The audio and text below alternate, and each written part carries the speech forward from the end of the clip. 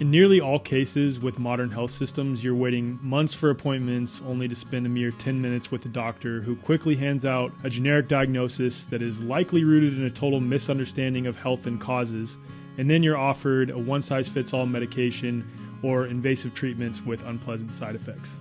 If this sounds all too familiar, consider a different approach with the New Biology Clinic, founded by Dr. Tom Cowan, a respected natural health doctor, author, and speaker. Dr. Cowan's holistic perspective on health and wellness and a deep understanding of the true nature of health and disease sets this clinic apart.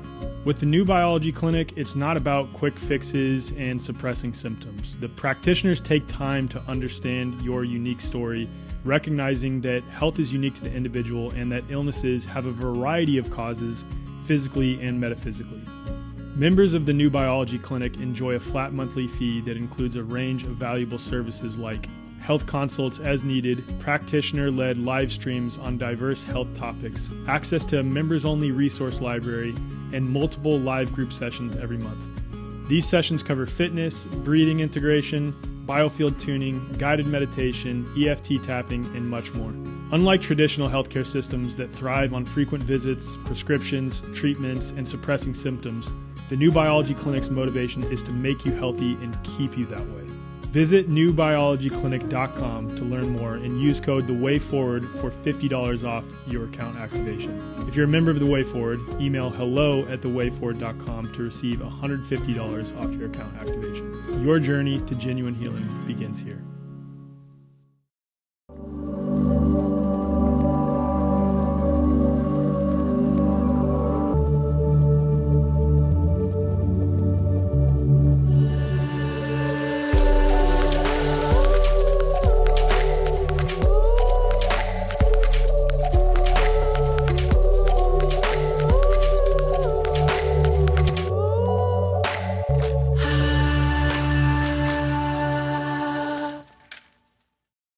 I remember I used to say this to Kylie all the time, that I'm trying to make sense of how the world works. Like there's got to be like a way that all of this fits together. And I know that can mean like, okay, yeah, no duh, because it is. Like we live in the world and things are fitting together. But I mean like in the bridge between metaphysical stuff and physical stuff, and it's really all one and the same, like, you know, as we were talking about. But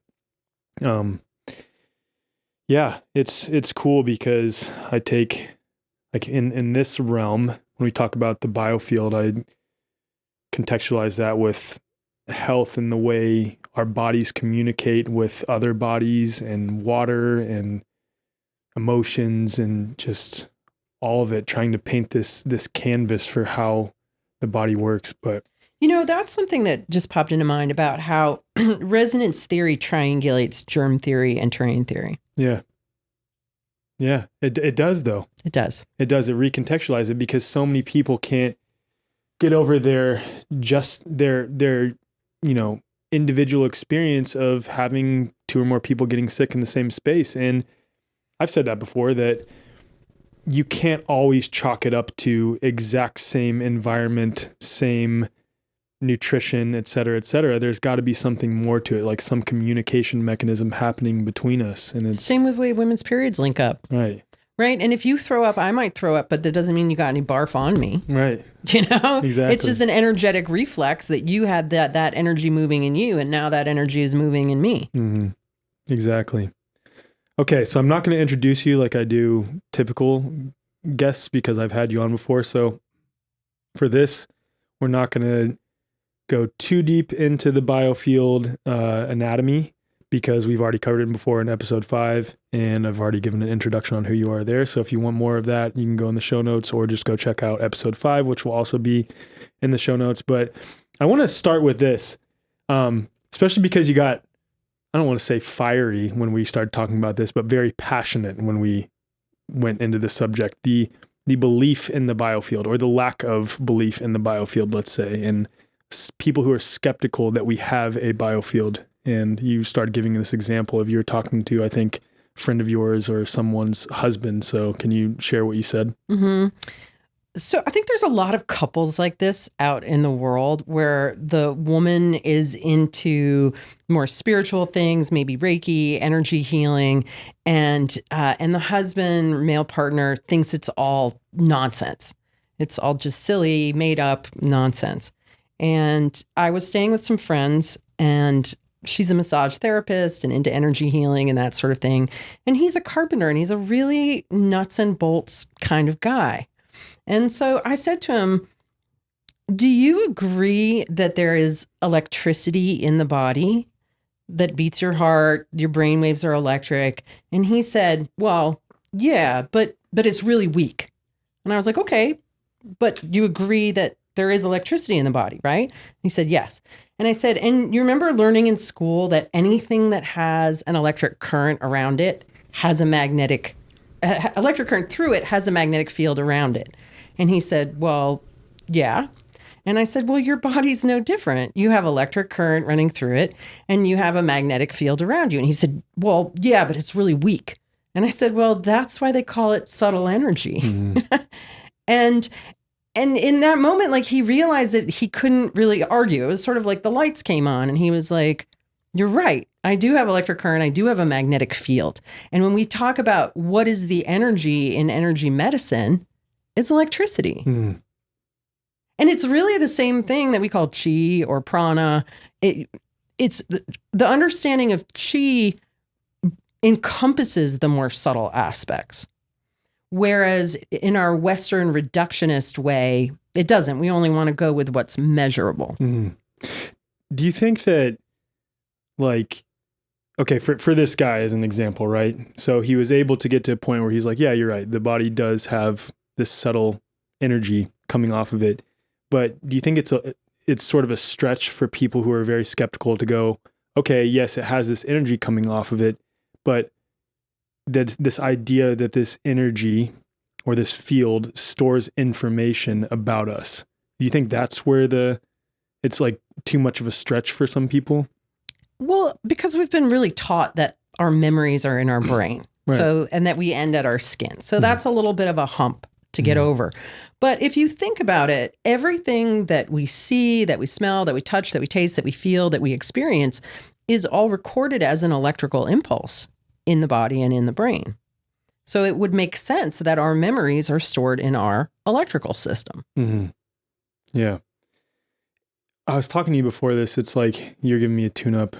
It's hard for me, even someone who fundamentally knows that this stuff is real, right? Like, I've worked with you now, you've tuned me up like 8 times, 10 times or something like that.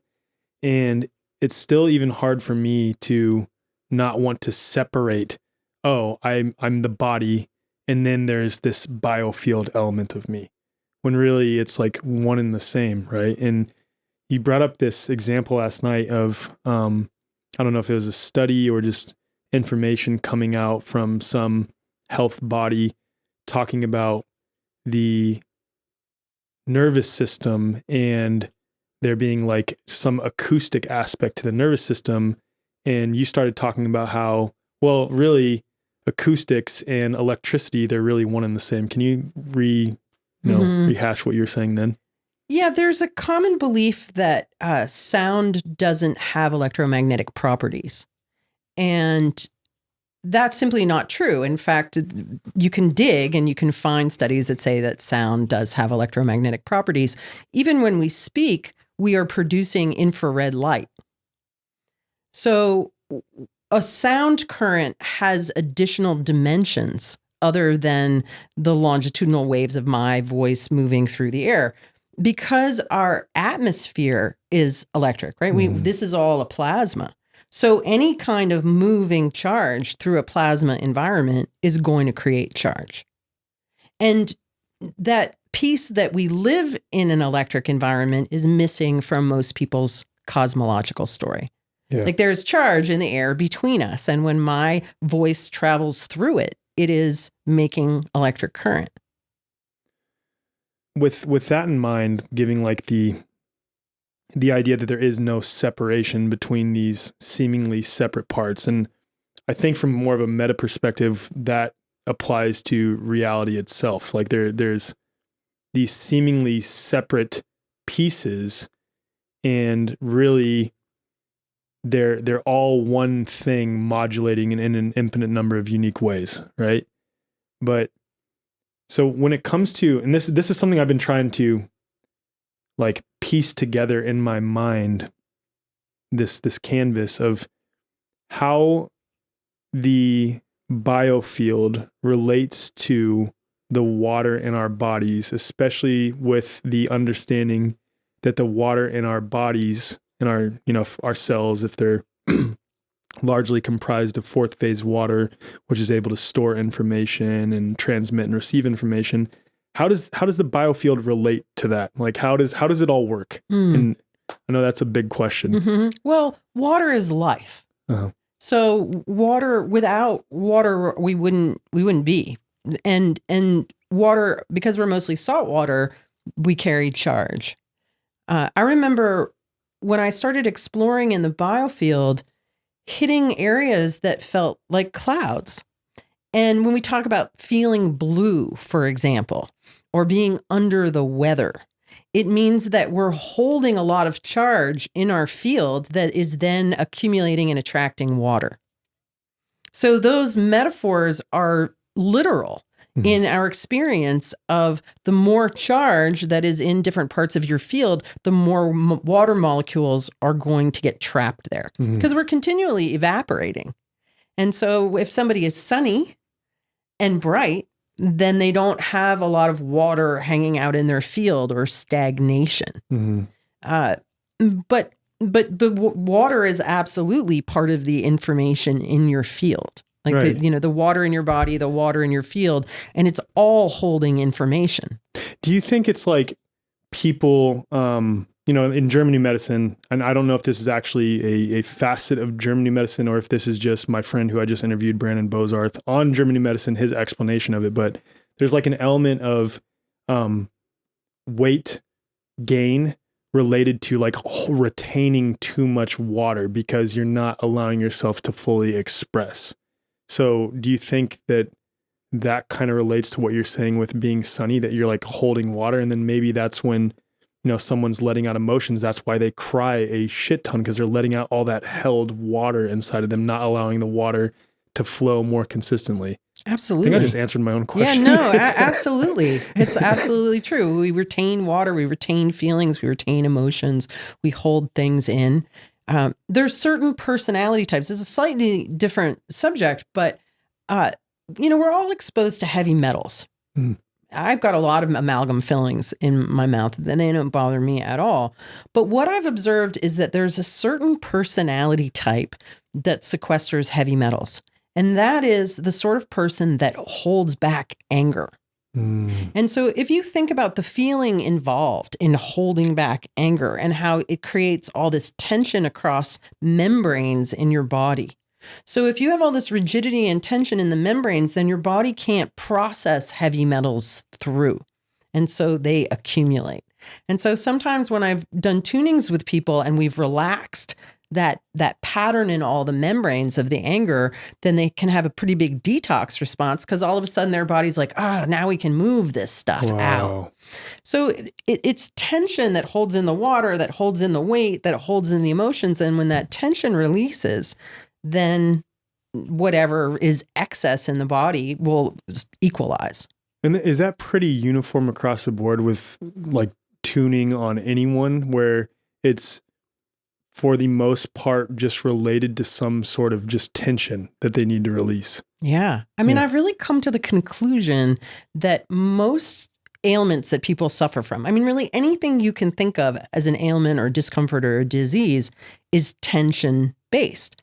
Now, there are people who will say that it's toxins, but if your body is relaxed and your metabolism is effective, your body will deal with those toxins. Right. But if you have tension in all of these places, in your detox pathways, in your valves, in your liver, in your kidney, then your body is going to be inhibited in its ability to manage those toxins, to metabolize them.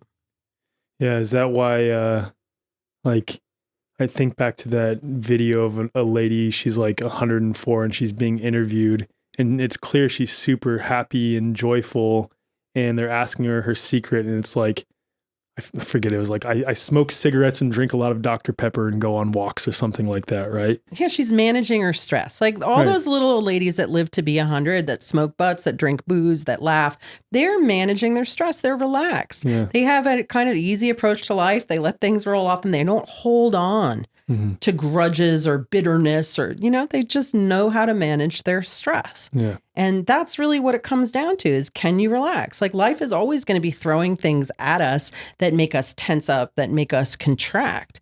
And if you have a lot of stress and trauma in your life, you have a lot of contraction, subconscious patterns of contraction in your body, high blood pressure.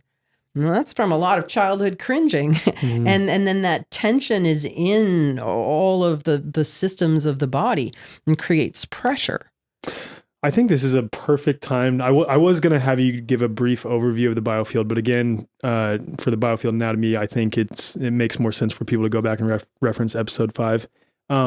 This is a perfect time to go into the imbalances and the words that have sort of been channeled through you that you came up with to sort of bring your body back into coherence. So can we go over all of the imbalances? Yeah.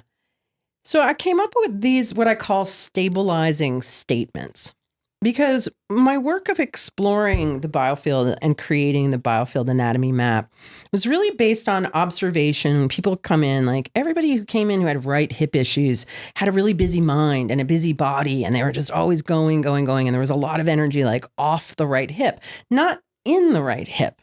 And so when we are running imbalanced energy in our biofields, it creates, things start to go south because you don't have the energy there that's giving order, structure, function to the body. It's off in this imbalanced place. And I was contemplating where this started actually came from the sacral area. And this is an area where a lot of people have problems. They have problems in their hips, their low back, they have sciatica, or they have lower GI digestive issues. I feel like that describes literally most Western people. Most Western people. There's a lot of instability, discomfort, and self-loathing also that tends to get directed at the belly, at the hips, so there's a lot of judgment that we put into this part of our body. And the deficiency in the left hip is a feeling like the imbalance is a feeling like your needs aren't met. So if you grew up with an inattentive mother or were neglected or came from a big family that was chaos, here's a story, your needs weren't met. And so that becomes patterned into your thinking and into your being.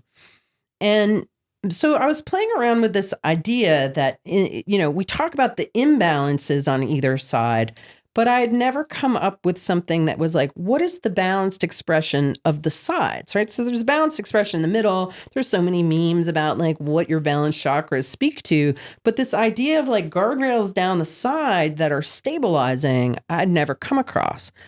And so I came up with a statement of my needs are met. My needs are met. And then really just bringing my attention into that left hip and affirming that. And what it does is it like energetically fills in the sort of hole of like, oh, my needs aren't met. And the story of my needs aren't met. Like my needs are met. And when you say it oddly, it sounds true, right? So the imbalance in the right hip is the reason why I'm always thinking and doing is because I'm not good enough. I'm not enough. I'm not worthy. This is like most people's core wound. Do a lot of people have right hip issues? A lot of people have right hip issues. I'm one of them. Right? Yeah. Historically. Yeah. I mean, it's the hip of chronic overdoing. And it's compensatory action for the story of I'm not enough. Totally. I'm not good enough. Totally. Right? And this shows up everywhere. In fact, I really came to the conclusion, like the kernel of every dysfunction I worked with in everybody was a story that you're not good enough. And when you're not good enough, you don't let in God. And you don't let in the life force. Which is nourishing and all of that. It can't get there because there's an opposing statement going on. So the stabilizing statement in the right hip is I am plenty, not I am enough, which is such a weak statement. And that's what a lot of people are trying to say. Oh, I'm enough. No, it doesn't sound true. It doesn't feel good. It sounds like I am not enough, really, right? Totally. It sounds so forced. Yeah. It doesn't sound true. It doesn't sound forced. True. Totally. Yeah. But when you say, I am plenty, I am plenty, that sounds true. You're like, hell yeah, I am plenty. And so from that stabilization of my needs are met and I am plenty, then the energy that comes through the sacral zone is I create. And then I'm creating from a place of my needs are met and I am plenty. And then that is what I create. And that is what comes back to me. I'm not coming from any kind of lack. I'm not coming from any kind of need. Like I got it all under cover. I'm like, I'm good. I'm plenty. And so it's very stabilizing to the hips and to the low back to just simply repeat these statements. They're not even affirmations. It brings you a lot of power. Like those two statements together brings you a lot of power and creative force. Totally. Yeah. Wow. Totally. And I've never shared this with anyone who said to me, well, that doesn't feel true. They're like, oh, that feels true. Oh, that feels true. Okay, I'm good. When you were coming up with these statements, was it just an exercise on your own, or did you run it by other people?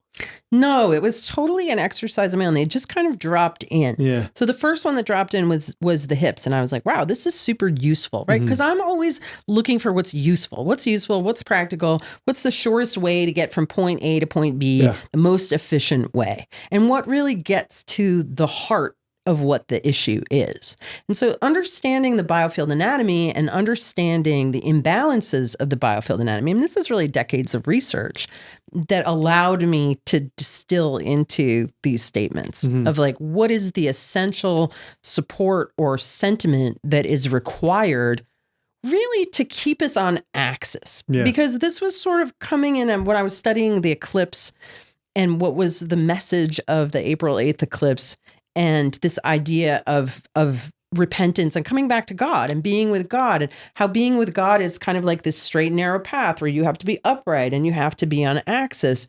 And how do you stabilize yourself to stay there so that you're not falling out into shameful patterns or behavior that's patterned or ancestral noise and nonsense or cultural programming? There's many ways for us to fall out all over the place into, or what I call come out sideways, where we're not responding, where my will is one with God's will and I am in integrity. Physical integrity, emotional integrity, mental, spiritual, just in this literal alignment. And so what each of these statements do is it shores up the channel, essentially, that alignment flows through. When you're coming up with these statements as well, was it like intended to be complementary to biofield tuning? I guess the larger question here is that this may seem somewhat rhetorical, that because this is just another form of sound and it's like the old saying that there was an original thought, right? And the original thought is what created this reality and then continued to expand through thought leading into creation, right? Obviously paraphrase, but is it that this is just another way for us to bring our bodies into coherence through sound? Absolutely. Yeah. Yeah, the sound of your own voice, the meaning that each of the words carries, the position where you place them in your field, and how that relates to core human imbalances in those zones. So, yeah, I mean, people say affirmations don't work. And I wouldn't call these affirmations. They're not affirmations. They're statements, right? And if you spend 10 minutes a day affirming positive things and then go unconsciously having negative self-dialogue through 90% of the rest of your day, like every single thought, every single breath, single word you say is creative to your physiology. Your body is absolutely responding to the qualities of all of those sounds. And so is the difference between these, I'm just trying to really get at like the root of what these statements are, is the difference between these and traditional affirmations, like, I mean, even the middle one, right? For the heart, isn't it? I am loved. I love. Yeah. Right? The heart is I receive is on the left side. I give is on the right side. and then I love. And what many people do is they're either needy or they're overgiving. Yeah. And so just speaking into I receive, I give, I love it creates a balance. Right. It like recontextualizes and gives a deeper meaning to what love is. I mean, we were talking yesterday at dinner that there's like what Sanskrit has 96 different words for love. So I guess for a Western mind, especially saying these affirmations, I am loved, that can mean so many different things. So it's like having these other statements off the left and the right bring into coherence those specific incongruencies, then recontextualizes what I am love actually means, right? So that's why these are more effective than traditional affirmations. I think so, because it's the right and left. They speak to the right and left imbalances that everyone falls into. I call it there's the right-hand ditch, which is hot emotions, anger, overdoing, overthinking, speaking and not being heard, worrying about the future. These are all hot. And so we can fall into the right-hand ditch with these hot and yang imbalances. And then the left-hand ditch is more wet. It's more internal sadness, powerlessness, frustration, all this sort of inward kind of ways that we can go out of balance. And so by stabilizing either side, then it makes the middle effortless. Yeah. Because it's like contained. It's contained. But it's not, in a good way. You said I have, what did you say earlier? You said I have containment rather than I am contained. Yeah, that's the left knee. I have containment. Let's start at the bottom. You want to go through them all? Okay, let's go through them. Okay, so the imbalance of the left foot is feeling stuck. It's feeling stuck. I'm stuck in some kind of toxic situation. I can't get out. I don't see my way And again, out. this will present as physical pain for people in the left foot. Right? Like I was feeling very stuck a couple of summers ago in my business, but I'd grown this business and this team. And now instead of me being free to do whatever I want, things have to go through committees and approvals and this and that. And it was sort of making me feel like a caged animal. Like I was stuck and I was really in that feeling. And then I had a motorcycle accident, and what I ended up injuring was my left ankle. Wow. Yeah, I was like, well, that makes sense, right? I mean, anytime I saw that people would come into me with injuries or accidents, it was always in a place where they were energetically imbalanced at that time. Crazy you say that, because I injured my left shoulder, right? And I was dealing with a lot of grief related to my family, and then injured my left shoulder. Yeah. And the left shoulder is grief and sadness. Yeah. Yeah. I mean, and that 99% of the time, I mean, but it's so crazy because it's not like I did an activity that could have injured any point in my body. And it was specifically my left shoulder that was injured playing a sport. I was playing a sport, as a handball player, and from throwing, my left shoulder became injured. Yeah. I could have injured literally anything else. I could have landed on someone's foot, broke my ankle. And it happened to be my left shoulder. And I was dealing with a lot of grief at that point in my life. That's right. I mean, I slammed into the pavement going 50 miles an hour and rolled 40 feet down the road. I could have injured anything. But the only thing on me that got injured was my left ankle. So, and that was where I was agitated and uncomfortable. And that was kind of an old story of feeling trapped. So it was really an opportunity for deep healing. I mean, that's what these injuries are. It's your body being like, this isn't working. Something's got to go. Something's got to break. Something's got to let go here. And then things do. So, okay. So that's the Sorry, left. one more quick question on that, and then we'll go back to that. Do you think that is your body creating pain to call you back into presence, to become aware, so that you are, for lack of a better term, almost forced to deal with this or you will suffer? Forced to deal with these emotions or you will suffer. Yeah, absolutely. I mean, absolutely. Without 100%. Yeah, definitely. Okay. Left ankle. Sorry. All right. So that's the left foot imbalance. The right foot imbalance is uncertainty. It's, should I do this or go here or do that? Or, should I do this or that? Like a lot of people injure their right foot or their right ankle when they are vacillating about something, when they don't know whether they should choose this or choose that. And so there's a lack of certainty. There's a kind of casting about with uncertainty. So the statement for the left foot is, I am free.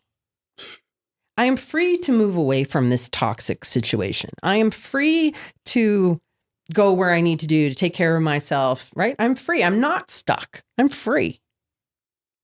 And then the statement for the right foot is, I am stable. I am stable. Right? And immediately kind of like, I'm not casting about, like I'm stable, I'm free and I'm stable. And then what emerges when you create these supportive statements is the statement from the center. And so what came in for me was, I dance.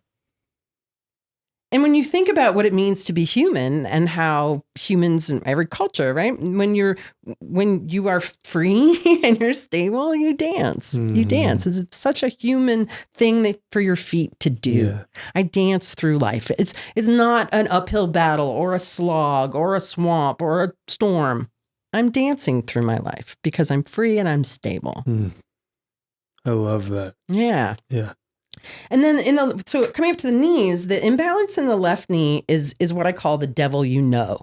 It's the desire to create stability, security, but being stuck in a bad relationship because it's familiar, being stuck in a job because you've got benefits and you need that sense of security. And so we tend to stick to the devil we know.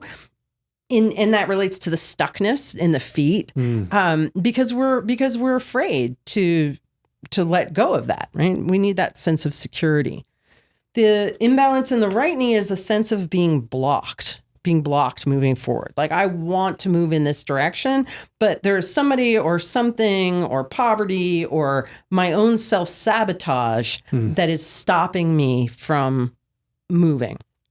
And so the stabilizing statement on the left side is, I have containment. I have containment. And in a way that's good because we all need structure and boundaries. On the right side, it's, I am fluid. I have containment and I'm fluid, like the banks of a river and a river flowing through the banks of a river. And then the statement in the center is, I flow. Mm-hmm. I flow.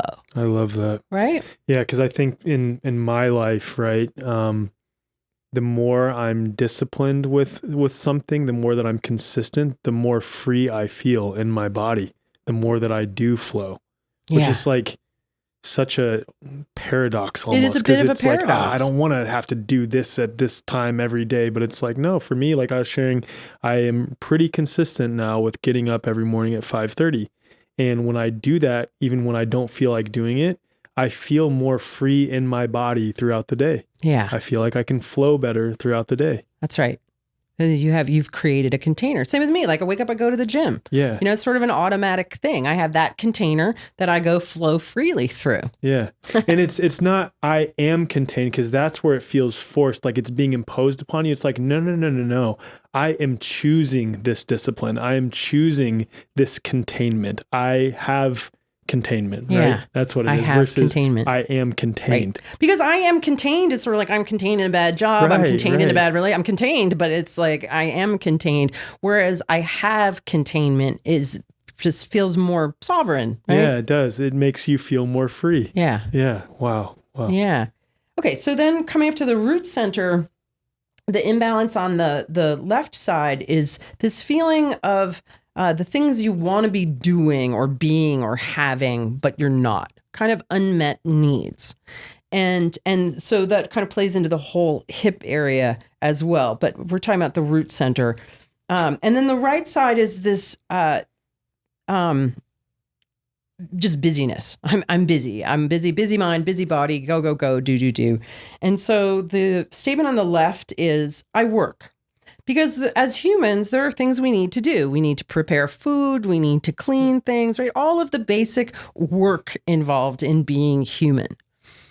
The right side is, I play. And this is a completely different sentiment than what is there. This sort of guilt-driven slave mentality, overdoing.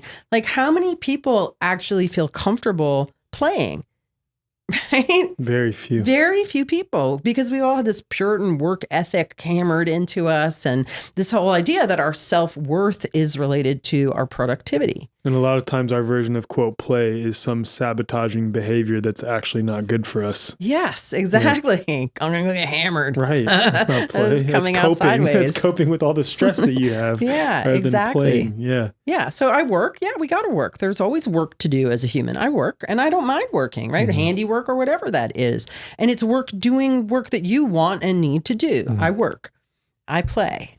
And then what came in the middle was like at the tailbone after those two statements appeared was yay. I work, I play, yay. I love that so much.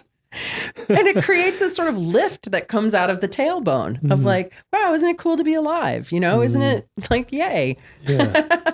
Yeah. Yeah. I love that. And then the hips, we already said, right? I am plenty. And no, my needs are met and I am plenty. Yeah. Left side, my needs are met. Right side, I am plenty. And then I create from that place. I create. And then the solar plexus, which has been, I think, one of the most useful ones for me. I found this one just so helpful. So the imbalance on the left side has to do with your relationship with your mother. Like, were you nourished? Were you supported? You know, and do you nourish and support yourself? And we can end up feeling very powerless in that department, right? So it's sort of like a lack of nourishment, a lack of support, and a sense of powerlessness that comes from that. Whereas the imbalance on the right side is anger. It's anger. It's fire that is just flaring out, but it isn't necessarily warm or what's the right word? Comforting, right? So the statement on the left side is, I'm going to say it's both words. I am nourished and supported. I am nourished and supported.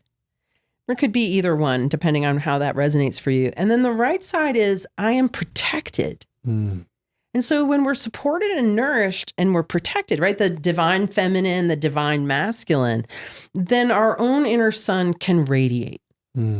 Right? This is what I radiate? Yeah, I radiate. Like the inner child, right? You see a happy child. What are they doing? They're radiant. And it comes from the core of their being. So the solar plexus center is yellow. It's like the sun. And when I am supported and nourished and protected, I can radiate safely. Did you already have the understanding that in traditional Chinese medicine, liver issues are related to anger? Were you already aware of that? I was aware of that. Yeah. But then I found it Yeah. myself. And I realized that the liver also relates to father, that the spleen relates to mother.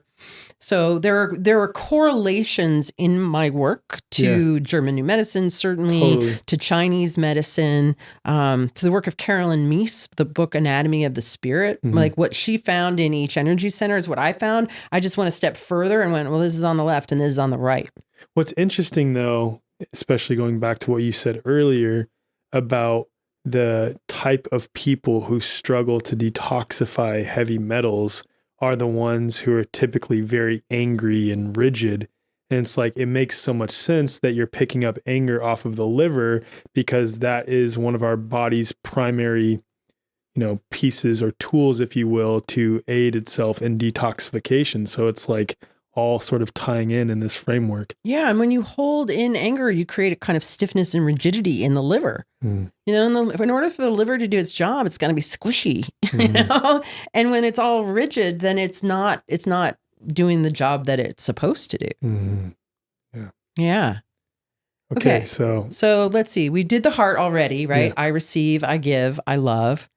And then the throat, and this is a big one for people too, because the imbalance on the left side of the throat is failure to express.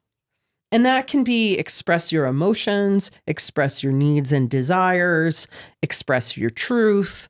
A lot of people hold back. Express your authenticity, right? I think this is oddly one of the strangest challenges that people have is the ability to express themselves authentically. So energy piles up here every time we bite our tongue or we hold back our tears and we don't advocate for ourselves, it just accumulates. That's what I was feeling this morning before you did tune up on me. And that's why I had that like huge lodge in my throat. Yeah. Yeah. That you weren't expressing. Yeah. Exactly. And then you end up with the lump in the throat. Right? It's a big cultural thing that we've got going on. And then on the right side, it's when we do express, but we're not heard. So a lot of people do what I call stuff and blow, which is they keep it in and they keep it in and they keep it in until they can't anymore. And then they blow. But when you blow like that, you're blowing with a lot of charge, generally inappropriately, because you're blowing over something small, but you're having a huge reaction to it.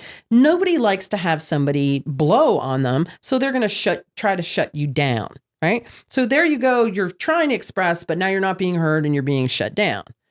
Or you're in a relationship with a narcissist and everything just bounces off them. Right? And people who go into defense, it's like, yeah, I'm saying it, but it's not landing. So it's coming back at me. So the imbalance here is I'm not heard. So the statement on the left is I express. And the statement on the right is I am heard. I express, I am heard. And then what shows up in the center is I rejoice. I'm so excited that I'm expressing and that I'm being heard. I'm going to rejoice in that. And that was part of the eclipse research I was doing too, around this whole idea of redemption and how that word for people... Repentance, yes. Repentance, not redemption. Although there's kind of in a similar theme. Similar thread. Yeah. You get redeemed after you repent. Yeah, right. But let's just rejoice in all of that. The word is a little heavy. Repentance is a little heavy, and it speaks to sort of like an angry or judgmental God that wants you to repent. And so it was so rubbing me the wrong way a little bit. And I was like, well, how can I re-language that? And take this whole idea, but sort of re-language it. And that's where this idea of rejoicing comes from. That if you are in this alignment and you are with God, and even if you do repent, because I went through a whole experience of repentance as I was studying the eclipse and realizing that I have had a tendency where God will, my intuition, what I call, there's a great quote, a Thoreau quote. I believe there is a subtle magnetism in life, which if we unconsciously yield to it, will guide us aright. It's like the surrender experiment. Yeah. It's sort of like, oh, life is nudging me in this way. And so I'm going to yield to it. And how I had in my life is nudging me in a particular direction, even to like go out in the world with my tuning forks. And I put up all this resistance. And I was asked to do these Sonic Sunday broadcasts. And I was like, I'm not giving up my Sunday to do free tunings for people. And I was like, absolutely not. So all of this resistance that I have invested in my life in saying no or not wanting to or putting up a fight or a fuss. And I realized like how dumb that is at the end of the day. How, like obviously that it guides us aright. So why would we fight it?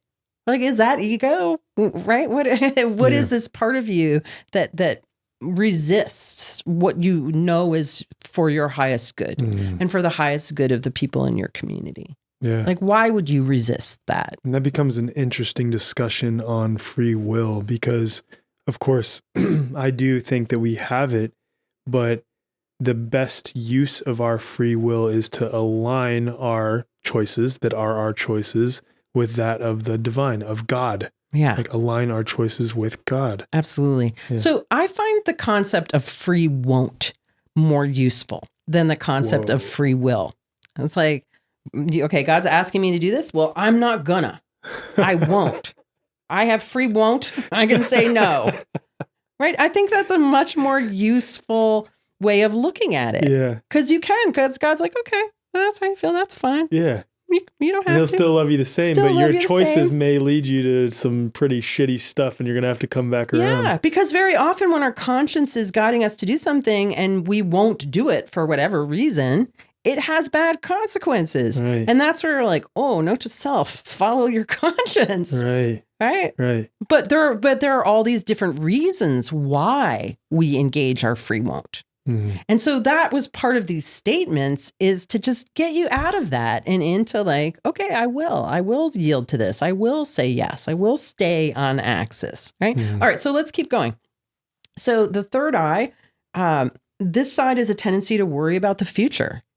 and to-do lists and scenarios and what if this happens, all the worry kind of stuff. And the imbalance on this side is to look back on the past with regret, remorse, guilt, shame. I shouldn't have done that. I shouldn't have said that. I shouldn't have eaten that, blah, blah, blah. What if I'd done this instead? Again, which is all a colossal kind of waste of time and energy.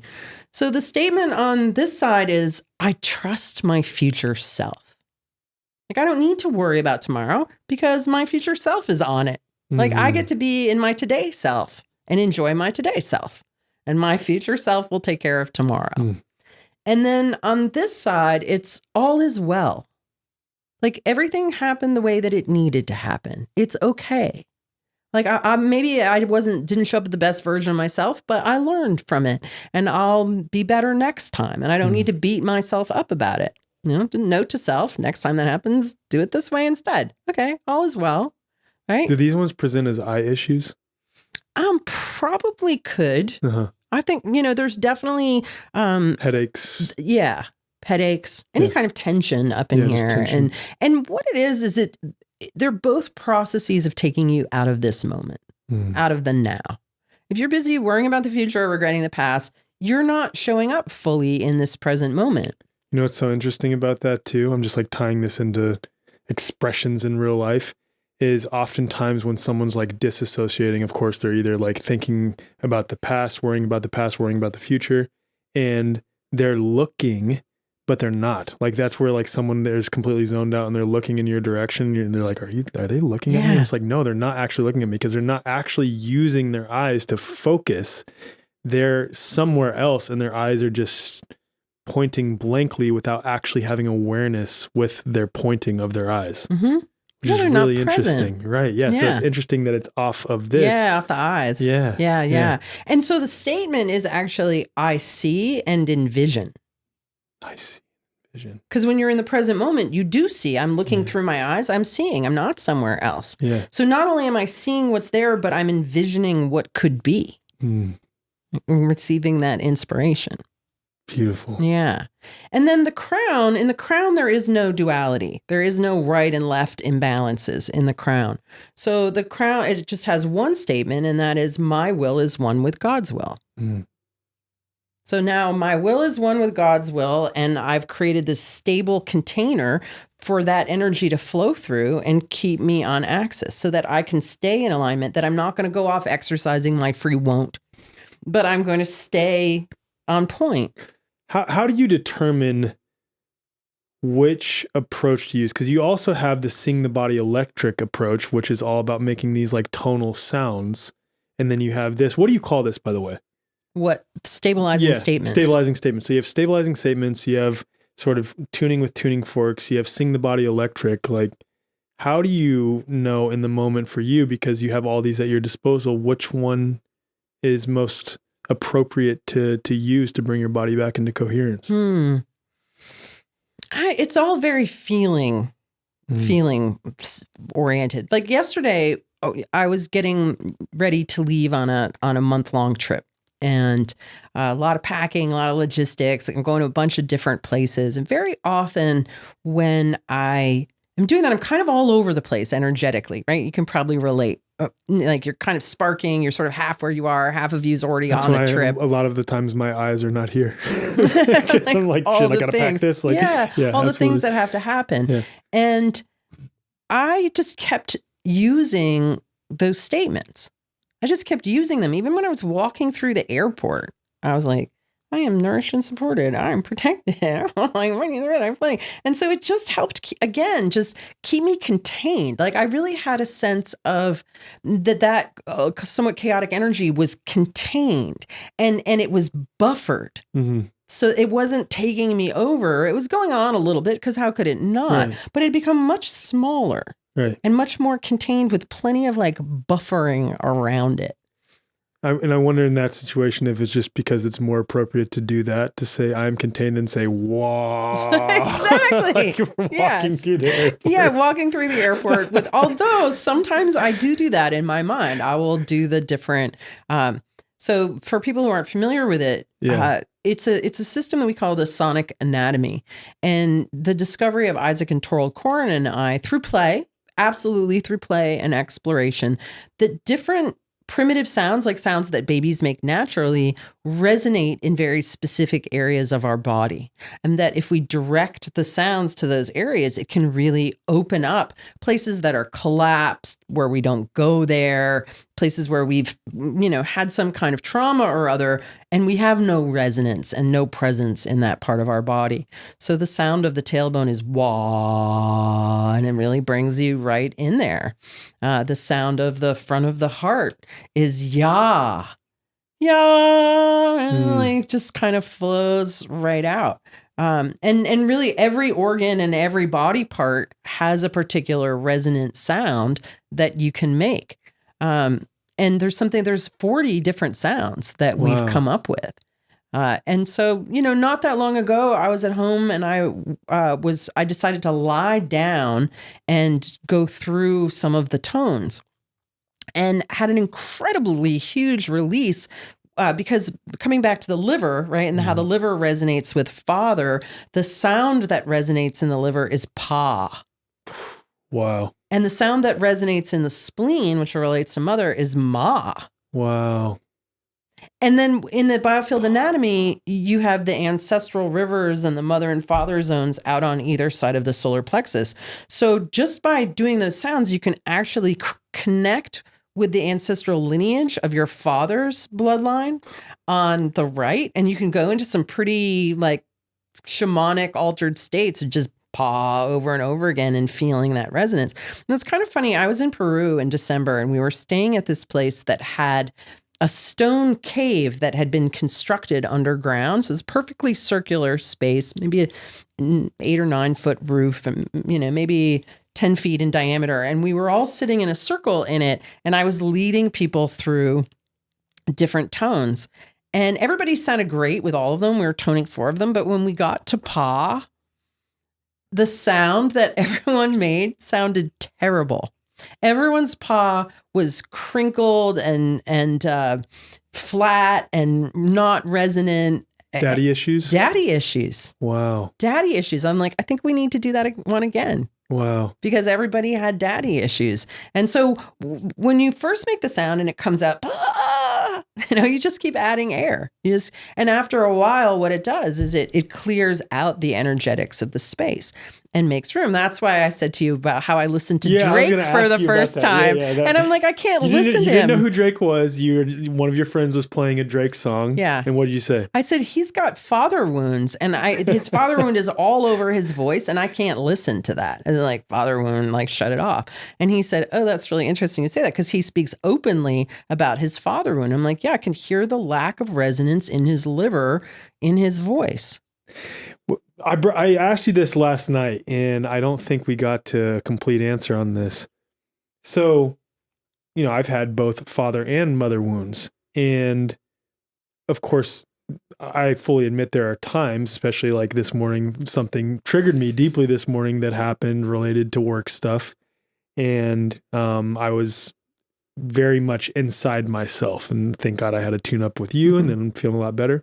But how is it that with Drake, as an example, obviously you don't know all the details of his life, someone like him is literally expressing in their voice this father wound, versus other people who historically have had father wounds and may still deal with some of the things related to it, but aren't expressing in the way that they sound, the way that they move that specific wound? What differentiates the two?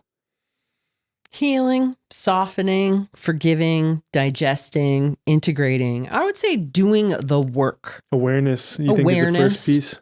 Yeah. And being willing to let go of that identity. Mm-hmm.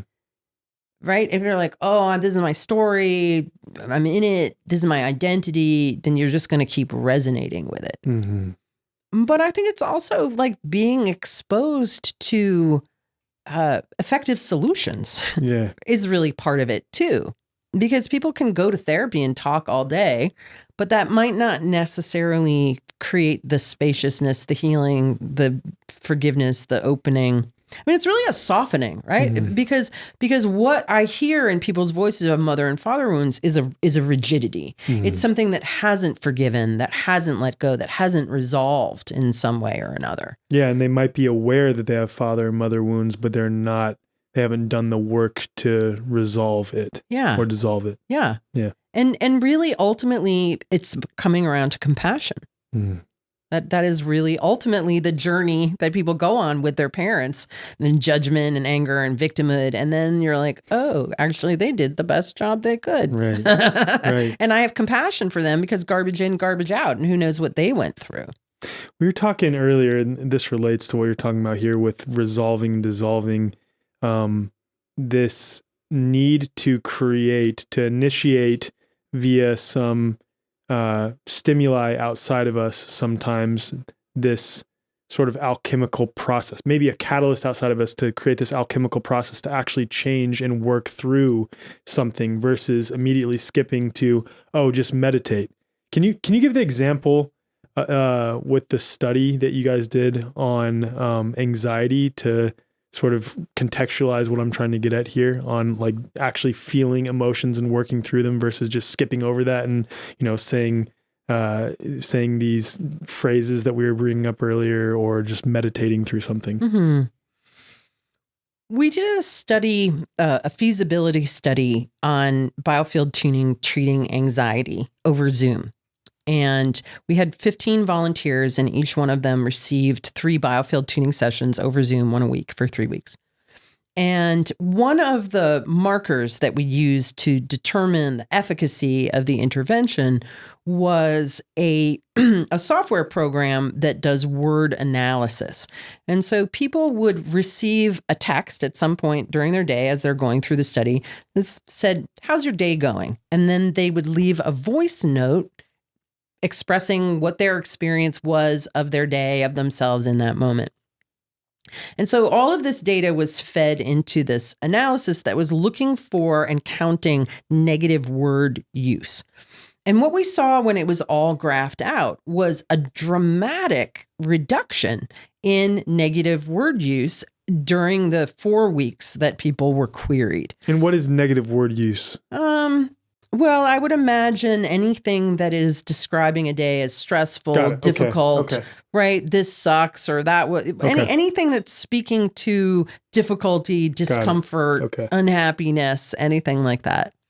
I'm having a bad day, and this is how, right? I'm having a bad experience of myself in this moment.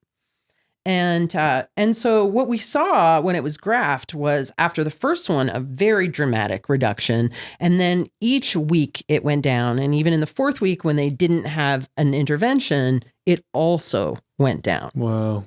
Now, this same software was used in a 9-week NIH-funded self-compassion meditation study, where people were given a particular self-compassion meditation practice to do every day. And the graph for the change in negative word use doesn't budge across the whole 9 weeks. Wow. So when I was telling Kylie, your wife, earlier, my husband works with materials. He's anything to do with wood, stone, metal, anything. He's very sort of a master of the material realm in the way that I'm kind of a master of the immaterial realm. And he said, no material will change unless it has some kind of energetic input. You can't turn lead into gold just by wishing it so, right? There has to be some kind of input, some kind of energy input to switch things up. So if you think about it, if you're just sitting with yourself and there's no energy input of any kind other than you're thinking maybe different words than you usually do, but maybe not feeling any different, there's nothing going into the material that is you to change it. Whereas when I come in with a tuning fork, I'm bringing in physics, right? I'm bringing in an actual force to help influence the vibrational patterning that you are.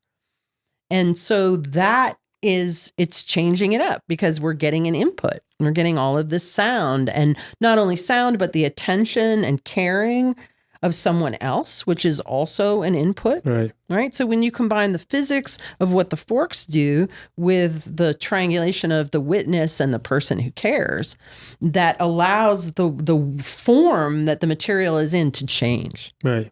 So it's like the emotions themselves that are being held, or the feelings that you're not feeling that are sort of stuffed down, that has to be uprooted in some fashion, and we get to choose what fashion that is to help, uproot this. But we can't immediately move to saying these sort of affirmations or just meditating our way out of it. We have to feel the things first, and things like tuning forks or the sonic anatomy, or what are they called again? The stabilizing statements. Stabilizing statements. They are giving that energetic catalyst to help alchemize and bring up these things. And I think that's why a lot of somatic stuff is really important too, like dancing and moving and working out, or having someone work on you somatically. That helps bring this stuff out of you.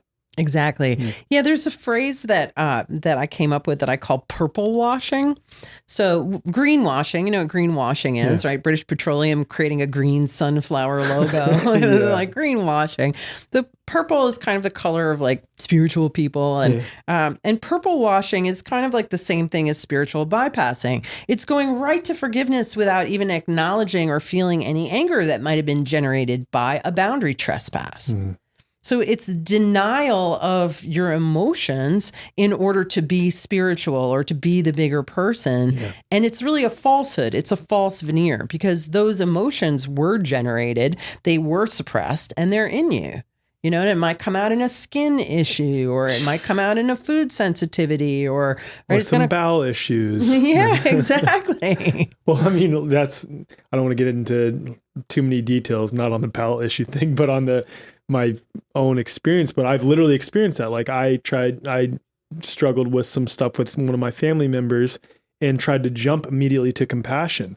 And then I came to find out later that it's like, no. I have a lot of anger that I never moved through. And it's because of this sort of stuff we put on ourselves in the quote spiritual community, or people who want to think that they're spiritual, where it's like, oh, anger is a bad emotion. I shouldn't feel that anger. I need to jump into compassion. And it's like, sorry, what I've come to now is fuck that. Like, I need to feel anger a little bit, just not project it onto another person. Right.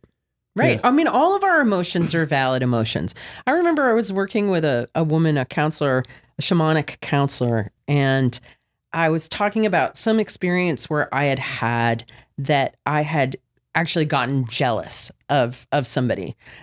These friends of mine who seemed like they had everything. They had a beautiful home and all the stuff that I didn't have, and I was jealous of them. And I was like, but I don't want to let myself feel that.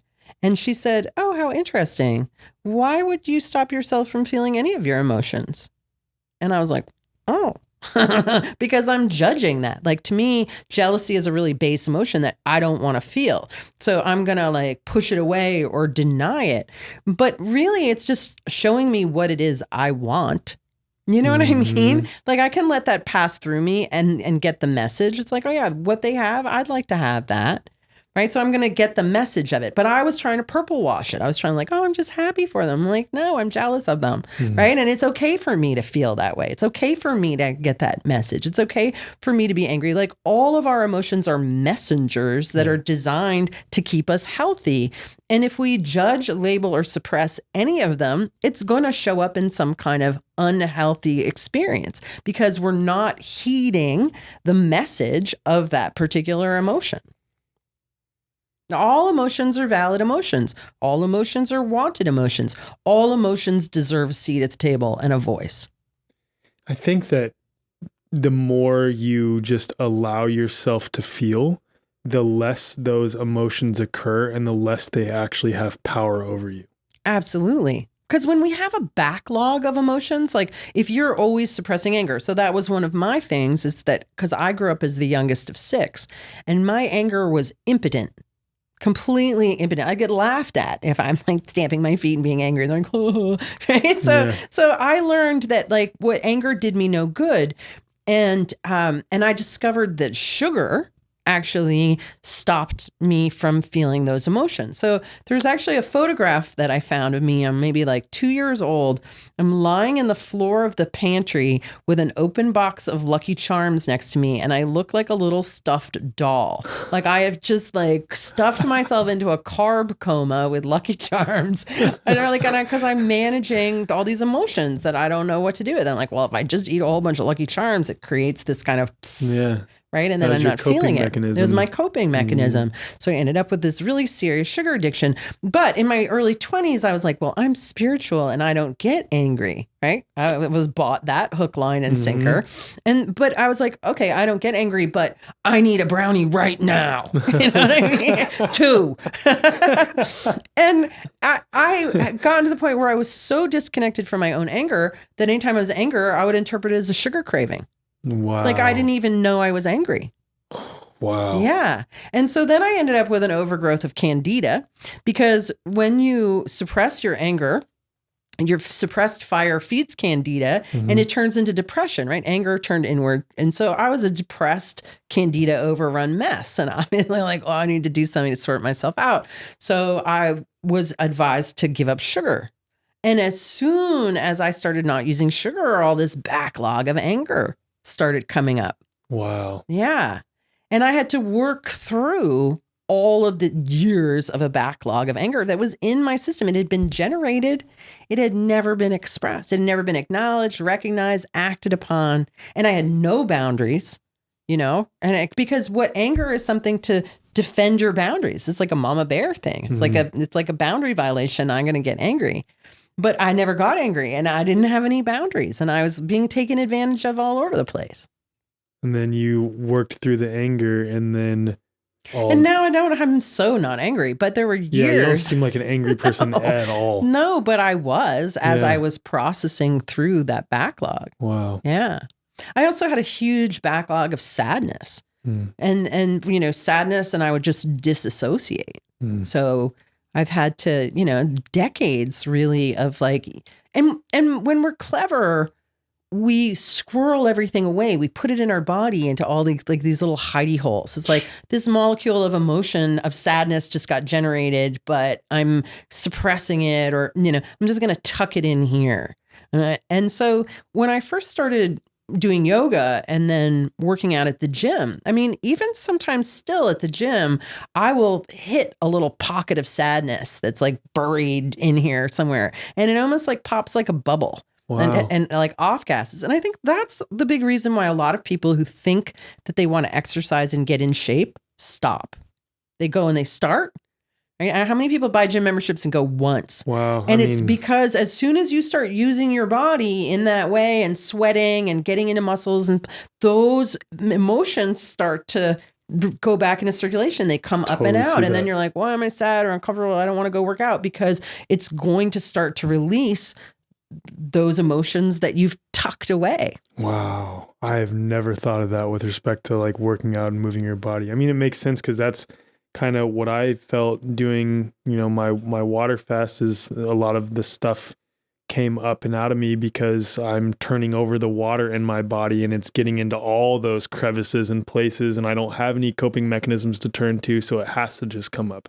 So it's just like constantly just processing and feeling emotions, and I had no choice but to just sit and be with them and feel them. Yeah. Which is one of the hardest things to do, Alec. Like people really, really resist that. And that's why people get sick and they don't get well, because they don't want to do exactly that. Sit in and feel those emotions, right? I was just doing a tune-up with Kylie and we got into this spot that was so uncomfortable. Like we both got nauseous and we were like, oh, she's like, this is so uncomfortable. I was like, just stay with it and we'll move through it. Yeah, I was like 3 rooms away and you guys were like burping and we're getting sweaty and hot and we were so uncomfortable, right? And those are the things that are in people's systems that keep them sick, that stop them from healing, because you don't want to feel it. You don't want to go there. But I love shortcuts, right? Like I'm always looking for like, what is the shortest way to anything? And I have yet to find a shortcut around you have to feel it to heal it. And I have tried. I just don't think there is one. I think that's really a truism, is that you have to feel it to heal it. And if you're not feeling it, you're not going to heal.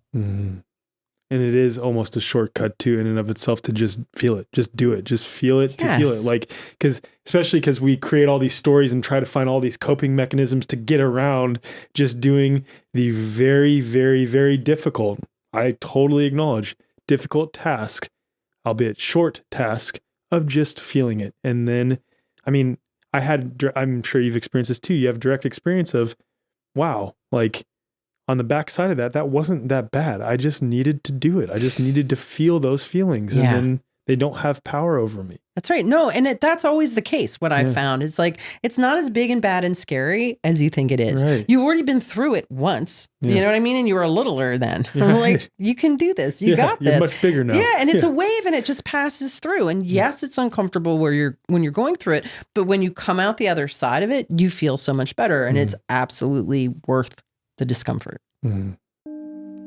If you're enjoying this episode, please consider sharing it with at least one friend or family member who you think could benefit from hearing it. You help us grow and reach more people by sharing it with those around you. Also, be sure to head to the show notes to check out our membership offerings, membership marketplace, and more. We all know that Big Ag is poisoning our food supply, and Big Pharma's so-called medicine is straight up poison. What most people aren't aware of, though, is that most supplements are also filled with artificial sweeteners, dyes, GMOs, glyphosate, and a host of other toxic ingredients, even many of the more natural supplements. My good buddy James Benefico dedicated his life to crafting the world's cleanest, most nutritious organic supplements after a pre-workout energy drink caused heart palpitations so severe that he almost landed up in the ER. Organic Muscle was born, revolutionizing sports nutrition by using exclusively non-GMO ingredients from USDA organic farms. Since then, tens of thousands of people, including myself, have leveled up their fitness and their health with Organic Muscle's award-winning natural pre-workout. There's no jitters, no heart palpitations, no itchy skin, just nourishing organic food and herb-based ingredients for clean, sustained energy, strength, endurance, and recovery. Numerous studies have shown that Tonka Ali is the most effective herb in the world for naturally boosting testosterone levels. And we know that testosterone levels are depleting all over the world because of what's put in the food supply, what we're exposed to. Organic Muscle has the world's first fully organic Tonka Ali supplement. I only support and promote things that I actually use, and I can say I legitimately use Organic Muscle products. Use code FORWARD15 at checkout for 15% off at organicmuscle.com. Okay, so another thing that you've become, let's say, enthralled with lately, that you're just very passionate about, is the Zodiac, like the 12 houses as it relates to the biofield and the 12 bands of the biofield. So how did this, did you already have like this inkling that somehow the 12 bands of the biofield related to the Zodiac? Well, it sort of dropped in degrees. So first was the becoming aware that our biofield, which is a Taurus, and my logo, by the way, which right, is so exactly crazy. A Taurus, it's so crazy, and that extends about 6 feet around us on the sides, front and back, and about 2 feet above our head. I was just sitting kind of in meditative contemplation one day about it, and all of a sudden I realized that it's not smooth like an apple; it's banded like a pumpkin, and that there are actually 12 bands. And I have a physics toy, a model of a Taurus, and that actually has 12 bands. So it's kind of interesting. So it occurred to me that there were 12 bands that then creates 12 segments, like an orange, right? So your field actually is segmented into these 12 segments. And I started thinking about the whole metaphor of 12 around one, the 12 knights of the round table, the 12 gods of the Roman pantheon, the 12 houses of the Zodiac, the 12 disciples of Christ, 12 around one being the central channel that all the 12 bands flow through to create, the one of the channel and the one of the entirety of it, right? Right. And so I started to wonder if there was a relationship between any of those things and the segments of between the bands. And so I have a friend who I believe is an embodied saint. a friend by the name of Paul Mills, the most saint-like man I know. and I thought Paul would be a good person to do my first exploration of this with. And so we did it over Zoom, and I just imagined that he was sitting in the middle, and I just started walking around his field and finding the bands. So I was curious, like, because I know they circulate. So does this one feel like it's circulating down towards the ground? Does this one feel like it's circulating up? And so we were more feeling into the bands than we were the space between the bands, right? I was just very curious. And so what we found was that there was like one up, one down, one up, one down, one that was going both ways. And then up, down, and then another one that was going both ways. Wow. So that was kind of an interesting thing just to observe. But we were also curious about, the space in between. Like, is there an element? Do you feel like like fire or air or water? Or do any of the gods of the pantheon come to mind? Or do any of the houses of the Zodiac come to mind? Now, I'm not an astrologer, and I'm not super familiar with the different houses and things like that. So I couldn't bring that awareness to it. But we figured out a whole bunch, and it was very curious. And then, I'm always getting interested in things, and then might make some interesting discovery, but then I kind of forget about it and I'm on to the next thing because I'm continually inspired by things. And so something with a trail of inspired, unfinished things behind me. And so when I started working with a new student, a friend of mine, and who's now a friend, who is an astrologer, and we did a trade, it occurred to me that, and then he decided he wanted to become a tuner. And so that kind of put it together for me. I'm like, okay, you're a tuner and you're an astrologer. So let's explore this astrological chart in the field. And so the first time we did it, he worked on me and he created a 12-foot circle and he divided it up into 12 segments with pencils and then took the tuning forks and went through, like, around the ring through my different houses. We had my chart up, to see it. And every time he went from like my first house to my second house, or my second house to my third house, like I felt totally different, like going in every house. I'm like, I feel this in my head. I feel this in my heart. There was one point where I'm like, I feel this in like my butt and my thighs. And he's like, oh, we're in Sagittarius, like the centaur. And I'm like, oh, I feel very haunchy at the moment. That's just so interesting. And we could feel like, different, where the different planets and heavenly bodies are situated in the chart. Like the chart absolutely appeared within my biofield. Wow. And the ability to help to harmonize it. Because we talk about in astrology about how there are challenging or difficult aspects in people's chart. And this is a way to literally like go in and resolve tension that is generated by that. And this awareness that like we're more influenced by the heavenly bodies than if they were up there. But they're actually, if you think about what is it? It's all an electromagnetic world in your electromagnetic system. So when you are born, the position of the heavenly bodies absolutely imprints itself on your electromagnetic body. Totally. And so these things are like right around us and in us and acting on us all the time, not something that's far away and ephemeral and maybe not related, right? It brings an immediacy to how astrology, the science of astrology, which is essentially pattern recognition, right? Astrology is an ancient science of pattern recognition. I mean, the way that I mapped the biofield was through pattern recognition. Like, oh, every person who's come in with right hip issues is always overdoing, right? And so that pattern recognition plays itself out. Now I have thousands of people out there doing it, and they're like, oh, that pattern means this, right? So there's a science of pattern recognition that's in this. It's very accurate. It's like astonishingly accurate. So we did a first one in person together, working on someone, which was so powerful to go through that process. And I was able, in that case, to actually put the forks in the field and feel things. And I was like, oh my God, like this south node, like it's all jammed up and it's all heavy. You absolutely feel it. And then feel it as it starts to release and resolve. So you're literally able to feel with the forks or hear with the forks a sound or a feeling corresponding with different celestial bodies based on where they're positioned in someone's chart. Yeah. And this is really wild. And here's a kind of a funny thing. So I decided to do it on myself because I hadn't yet. I'd had it done to me, but I hadn't done it myself. And so but now I'm a shortcut, right? I'm always thinking shortcut. So I'm like, okay, I have to pack, and my suitcase is occupying this space in the living room where I will be placing these pencils to set up the 12. And then it occurred to me, I could just take 2 pencils, put them on either side. This is a house. And instead of me going around, I could just spin the wheel.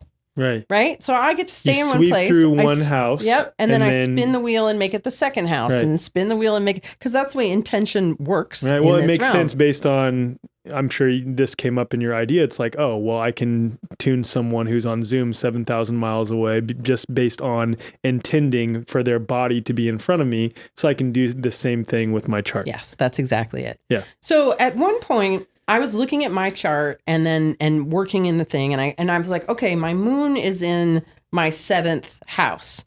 But then I've spin the wheel and I've gotten to the 7th house, and I'm going through and like, wow, I don't really feel the moon here. I was like, well, I guess that we did a really good job tuning it, or it's just really well integrated because I don't even feel it here. And then I re-looked at it and I was like, oh, it's actually in the 8th house. So even me thinking that it was in the 7th house didn't make it show up in the 7th house. Like I didn't, you're right. I was mistaken. Right. But then that just shows that like your intention can bring something that is concrete here. It's not going to project your own preconceived notions onto it. It has some objectivity to it. Your chart has some objectivity to it. It's a real thing. Exactly. So when I got into the 8th house, I was like, oh, there's the moon. Like, and I felt it. So I thought that was really interesting. That is really interesting. Yeah. Well, I think it just shows that there is some, again, objective, maybe that's not the right word, but some objective inherent meaningfulness to our charts. Yes. With respect to our lives. And I know we already know that, a lot of us in this space, but especially sort of skeptical atheist people and even some religious people, like dogmatic religious people, be like, oh, no, the stars, sun, and the moon have no impact on our biology and how we show up in this lives. And it's like, this indicates to me that no, there's some inherent meaning to this. It would really seem so to me. Right. And I have a very rigorous skeptical mind. You know what I mean? If something's BS, I'm like, that's well, BS. And that's what, I've said this to you before, that's what makes me appreciate you being the voice for this stuff, for acting as the bridge. And you are acting quite literally in the work that you do as the bridge between the immaterial and the material. Yeah. Right. And you being so skeptical, coming from a background where you weren't really, quote, woo-woo, and this being very process oriented, if you will, and being repeatable and observable and other people picking up on the same things, makes it very scientific and almost logical, right? But you also have an intuitive aspect to you, so it's not that you completely discount that other side of it, but yeah. Right brain and left brain. Yeah. I'm a scientist and a mystic. Yeah. Like you can be both. Yeah, exactly. So after we were together in person and working on people together, after that trip, I came home and the idea dropped into me that we needed to tune the chart of the United States. And Mustafa, my creative partner in all of this, had the exact same idea drop in on the exact same day. Wow. So we had the same idea separately that we needed to tune the chart in the United States. So then we were talking about well, that's kind of a big deal. And It's the sort of thing like you'd want to do with a group of people. You'd want to have a circle of support in order to take on such a big undertaking. Mm. And that's where we came up with the idea to do it at Confluence. Yeah. Because it's the day of the eclipse and just felt like the right thing to do. But then he wasn't able to make it. And so that put me on the spot to be the one who who's doing that. So that's a few days from now. We'll be tuning the chart. And we've been practicing. So he's actually going to connect via Zoom, and we're both going to tune it at the same time. And so we just did that a few days ago. We practiced tuning a chart at the same time on Zoom from separate places together, like going through the houses together. And it's amazing. It's an amazing thing. And then we were working on holding opposite points in the chart. So if you've got two people, you can help resolve some kind of tension by one person holding one end and the other holding the other. Like one of the things I discovered when I was working on my chart was that I have the Sun and Mercury in my 10th house, like right on top of each other. And there was this whole like edgy line of tension between them that I didn't quite understand and that it wouldn't resolve. So then when Mustafa and I were considering it together later and we were working on this together, he said, well, that's because this is directly opposite Saturn in your 4th house. And so this is like career and being out in the world, and this is home and family.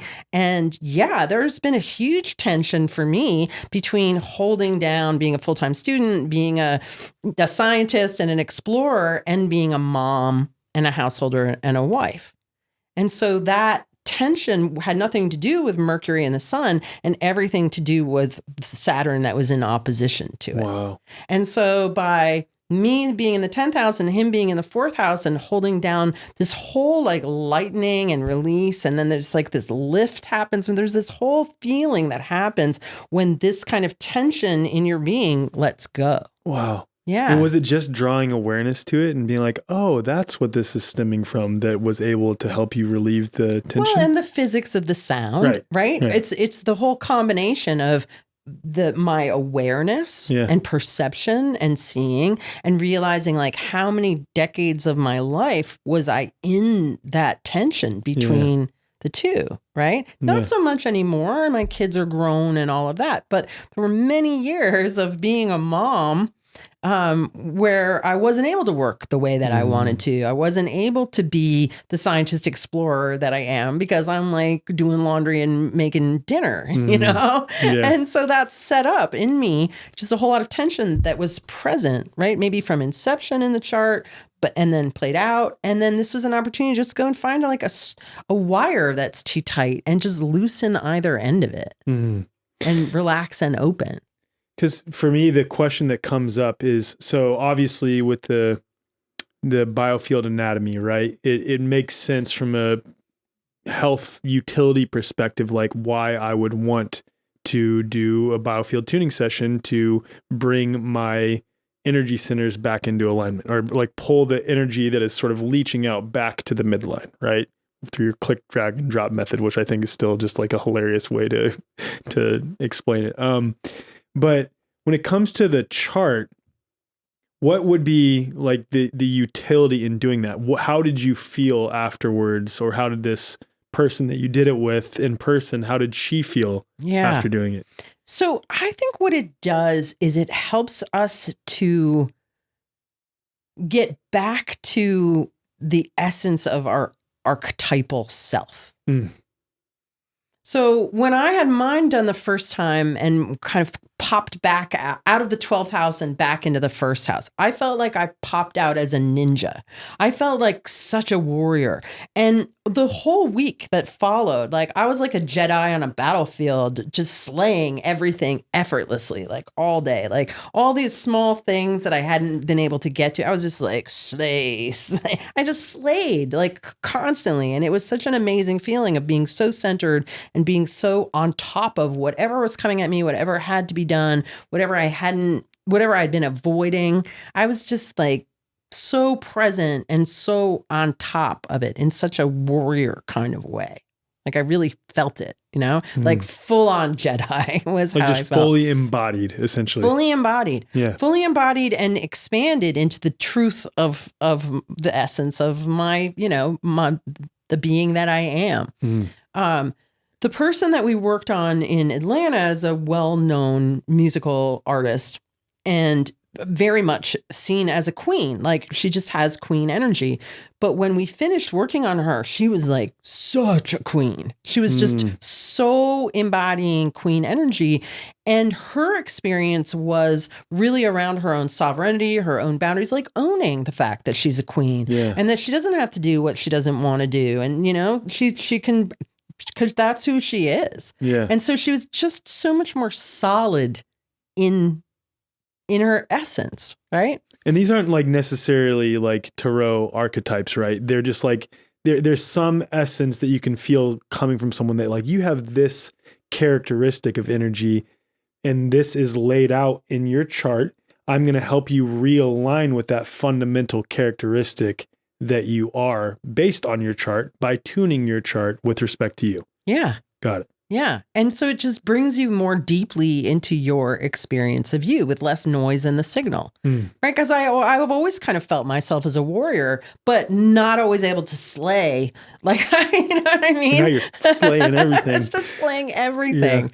Yeah. I was like inconquerable. That's how I felt. Wow. And that's a great feeling, right? But then when I went through it on my own, I kind of had a different experience. And I'm wondering, you know, with repeated ones, like, do you experience other kind of your own inner archetypes, right? Because when I finished the second one, I felt more like Aphrodite, you know, I felt I was more in the feminine and I felt sort of like a temple goddess, or, you know, it was a very still different warrior, feeling. but like a goddess warrior female type. Yeah, right? Exactly. It kind of touched on different aspects and then augmented, you know, those different aspects. So I'm thinking, you know, with the chart tuning for the United States, right, looking at the character. So here's some interesting things that have come up in thinking about it. Like, if you think of the United States as a human, is it male or female?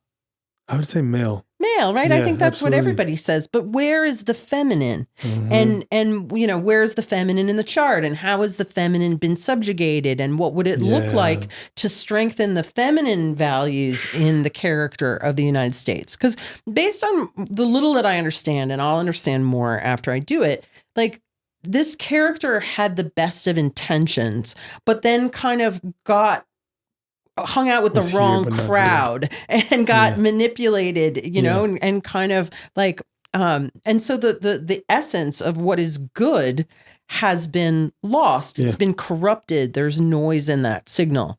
And so can we come back to the ideals that this country was founded on and in a way purify that, right? With a reframe, like a recontextualizing what their initial intention was with more of this feminine energy.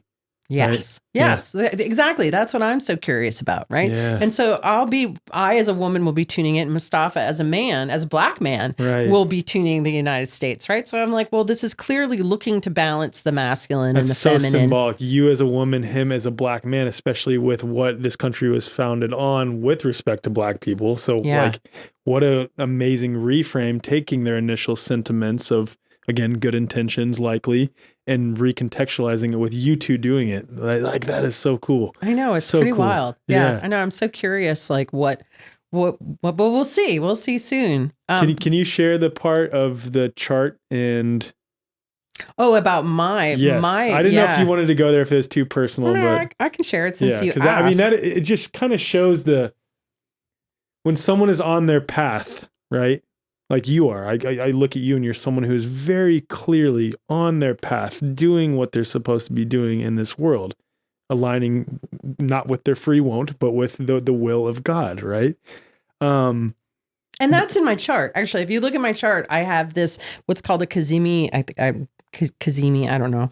But it's very intentional. Like people who've read my chart, I'm like, well, what's different about my chart? And they're like, you're very intentional. Like, you know why you're here, you know what you're doing. Right. And that's a gift because I think a lot of people don't know. And I think that, you know, being a boat and harbor with no map and no wind is not a good way to live your life, you know? And I'm just like out in the ocean with the wind behind my back, just going, you know, like all the places I want to go, which I'm grateful for. Yeah. And on that note, so the chart of the eclipse, right? Yeah. When we did an overlay of the chart of the eclipse and my personal chart, it forms a perfect X.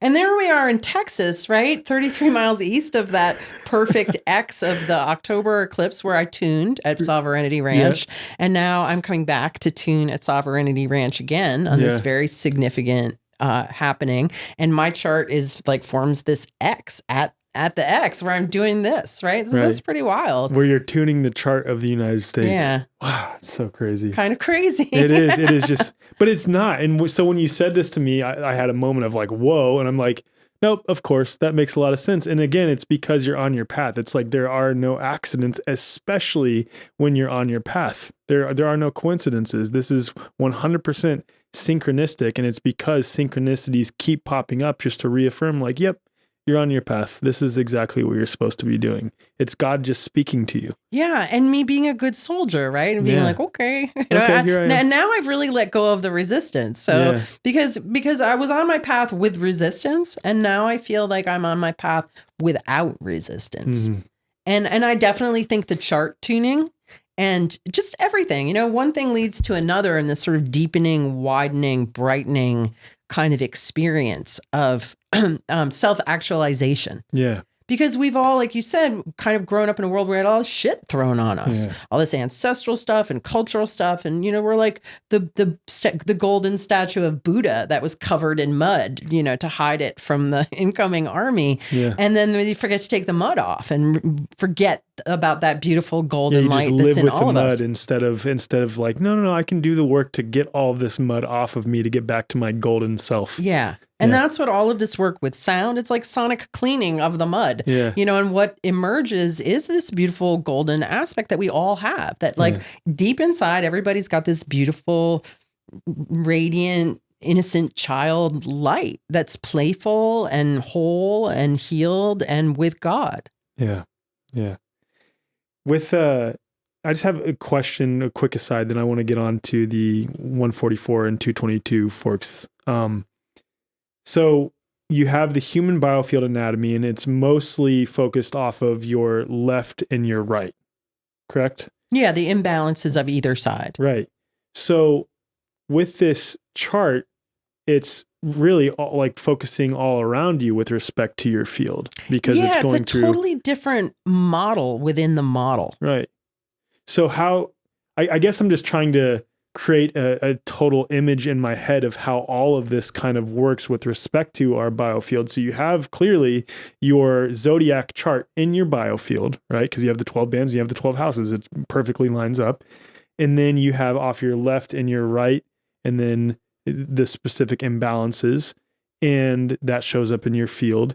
Now, when it comes to the front and the back, what does that represent? Because you have, again, the imbalances off the left and the right, but what about front and back? Mm-hmm.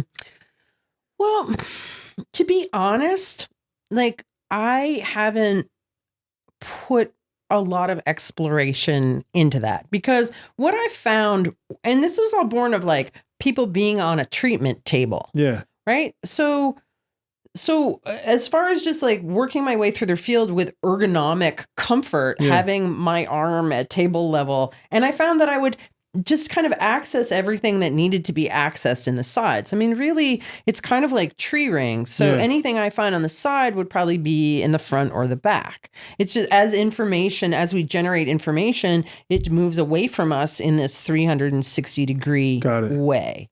Do you think there could be something, because so for me today, you were working off the back of my head, right?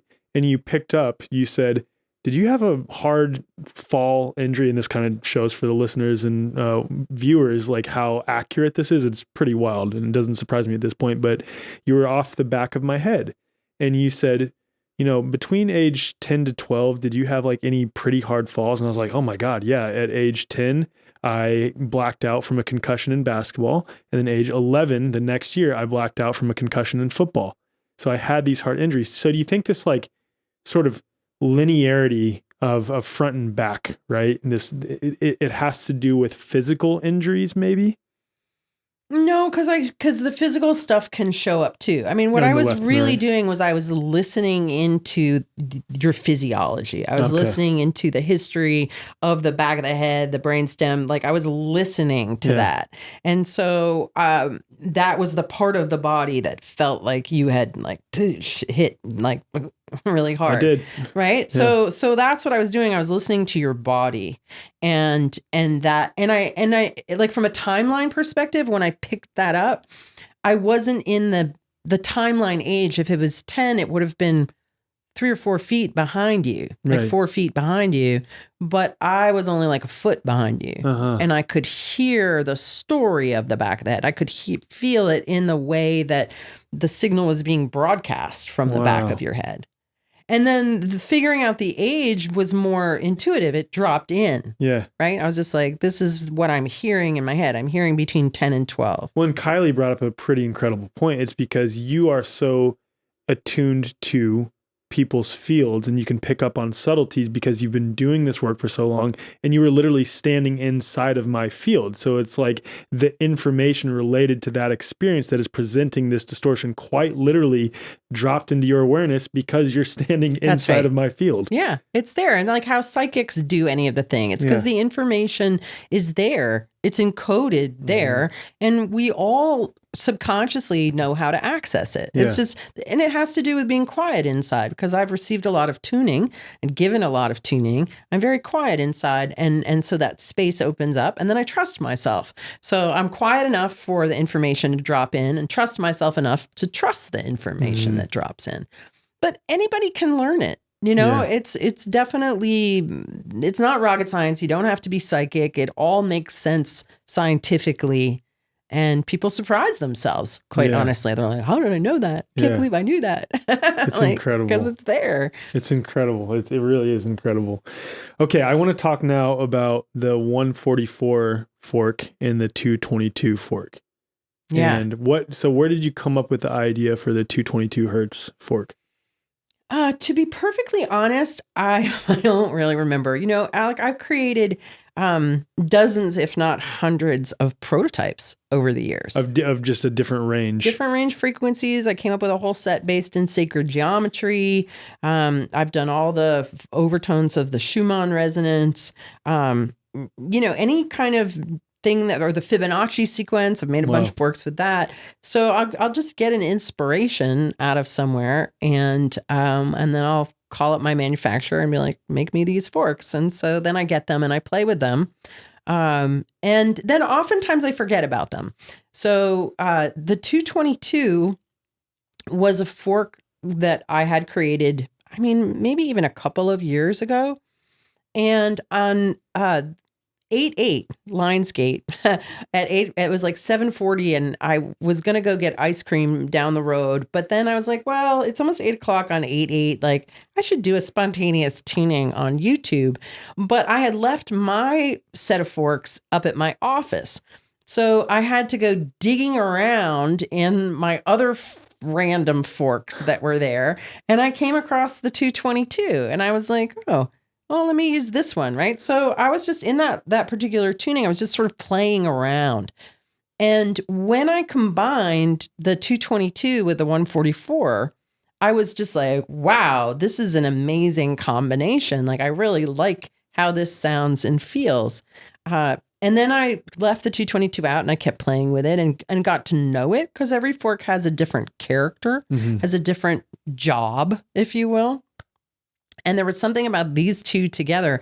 I call them the peacemakers because the 144 is something that I created post-COVID, right? In 2020, when all of this fear descended on humanity, the forks that I was using, 174 hertz, 528, and 417, my unweighted frequencies, they weren't cutting through it. There was like such a kind of stiffness and rigidity that it was almost like my forks were glancing off of it. And is this on individuals that you were working with? Yeah, individuals, right? But also kind of in the collective, okay. Right? Because we're all informed by the collective. Right. So each individual was being informed, whether they were feeling it specifically themselves or not, still as part of the human family.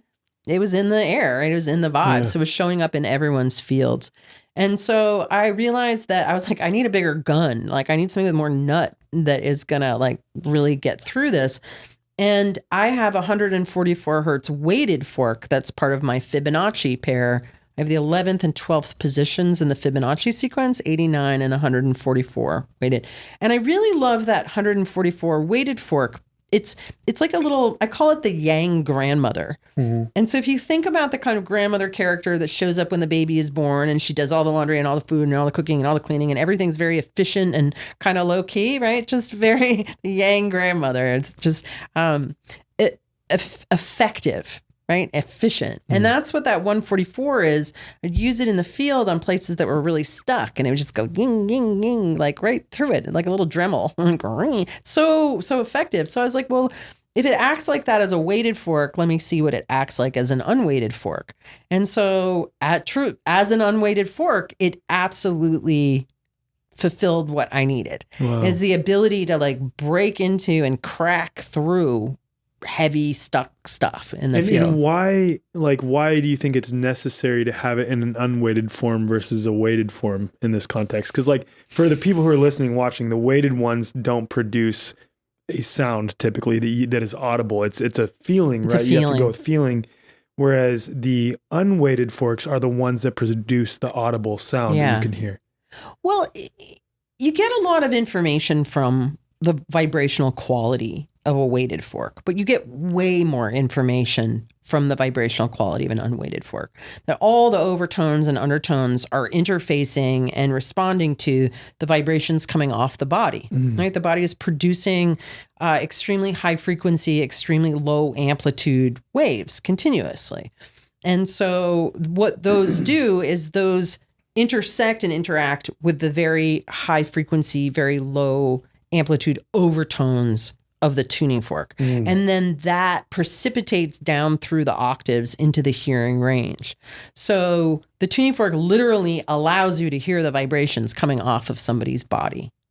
But this is where, as you've said, when you're teaching people how to do biofield tuning, you have them do the weighted ones first or is it the weighted ones first that they have to do because you want them to feel it and not trick themselves with the different sounds? People get really concerned about the sounds and trying to hear the sounds. Because if you watch me work, I'm like, this is this, and this is this, and then so they think that they're supposed to hear and understand. But if we went and dropped you in China and you didn't speak any Chinese, like it's a language. It's a language. Yeah, it's a language. And over time, you're like, oh, that sound means that. That sounds means that, right? So it's a language that takes time to learn. I'm so excited to pair, because you speak of language, you up with Veda, because this weekend at Confluence will be the first time you're meeting in person, and she's looking at the language of water, and it's got to be all one and the same. It's just hers is the written form, where yours is the vocal form, like the vocalized version of the language of nature, essentially. Yeah, and it's a universal language, right? The vibrational. Like fear in you is the same as fear in an animal or even in a plant. When a plant is feeling afraid, it produces the same frequency signature that people and animals do. You literally pick it up with the fork, the same exact sound. Pick it up with the fork. It's got the you can hear it. It's a universal language. It's a universal language. Yes. And it can't lie. Yeah. Like vibes don't lie. It's a very pure universal language. That's why your dog knows when you're sad. Yeah. Because he speaks vibrationally the same language that you do. He recognizes that vibrational quality in you. And this is why with our kids, by the way, because I think kids, especially because they've been exposed to less lies and less distortions in this life, can pick up when we're sad as parents. And we don't do the whole stuff it down like, no, I'm going to pretend to be happy because I need to put on a smiley face for our kids. We say, hey, Grayson, or hey, Charlie, I'm feeling sad right now. It has nothing to do with you. I'm dealing with this. And we just let them know where we're actually at because we know that they can pick up on it too. And then that helps increase and expand their intuitive faculties rather than like putting on a face and then the vibe that you're giving off is completely different. Yeah, there's no incongruity because when somebody says one thing but you sense another, especially if they're the adult or the authority, it makes you doubt your own feelings. Right. So that undermines your own trust in your senses. If everybody around you is faking it and lying it about things, and you're like, "What I don't feel, it must be me. They're fine, and there's something wrong with me." That's the superficiality of like Western culture too. I won't even say it's Western culture, just of life on Earth for most people, that a lot of us are shaking out of at this point of the putting on a facade of who you actually are and how you are expressing in that moment. And it's like, no, coming back into authenticity. And you've talked about that before, that the highest vibe, the most expansive vibe is not what like bliss or love or whatever Peace it is. Or on love. It's on the David Hawkins. It's authenticity. Yeah, it's like authenticity. let's to be real. Yeah. Right? You know, that makes me think it's kind of a silly story, but my husband likes to go to Home Depot, and I love that. Based on what I know about him, that sounds about right. Yeah, that's great. And so there was this one night, and very often it's not until after dinner, and I'm busy all day, and it was like, I don't know, Home Depot closed at 10. It was like 9:30 at night, and he's like, "Let's go to Home Depot." I was like, "Oh God, I'm really tired, and I don't really want to go." But anyway, we go into Home Depot, and I'm kind of dragging my ass through the aisles, and then I decided, okay, I was like, all right, I'm going to pretend that I'm not tired. I'm actually going to fake it, and I'm going to like assume the posture of not tiredness, and I'm going to like walk through Home Depot like I'm not tired and like I'm really into this. And Alec, immediately my physical heart started to hurt. Wow. Because I never engage in falsehoods. Like I'm always real. Like with everybody, like I'm just real. The same with everybody all the time. I don't ever engage in like putting on false fronts. So it was kind of a new experience for me to be pretending that I had energy and I was into being there. And when my heart started hurting, I'm like, oh God, this is where heart disease comes from people pretending that there's something other than what they really are. Wow. It strains the physical heart to be in falsehood. Yeah, because your heart is longing for your authentic expression. Yeah, wow. Okay, we went off on a huge tangent there. So back to the 222.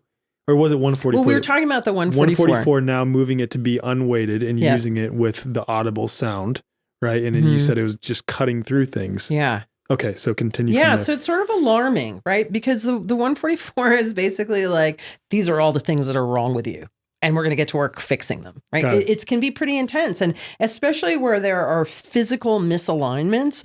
The sounds coming out of this work are really wild and can be a little uncomfortable because it really shows, all of the subtleties of what is in dissonance, what is not in integrity.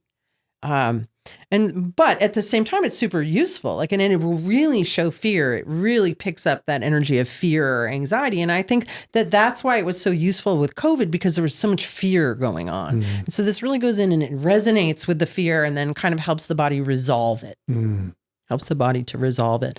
Whereas the 222 is more like, I love you just the way you are. The 222 isn't like the 144 at all. It sounds like a nice bell. It's nice to sit with. It's pleasing. And, but at the same time, it's not really fixing anything.